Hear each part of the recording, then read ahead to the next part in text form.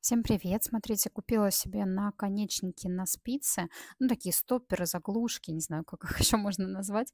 Мне показалось прикольные такие штучки. Во-первых, спокойно можно спицы оставлять с вязанием вместе, петельки никуда не пропадут. Вот так они смешно выглядят. Ну, показалось забавным.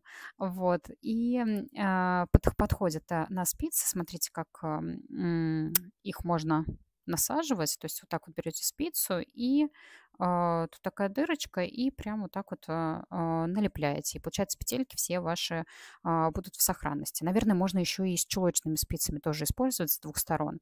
Вот. И смотрите, вот так вот это выглядит в работе. Надеваете вот эти заглушки. Подходят они в целом на спицы до 6 миллиметров, на мой взгляд, потому что чуть больше уже будет тяжеловато впихнуть. Так что пользуемся.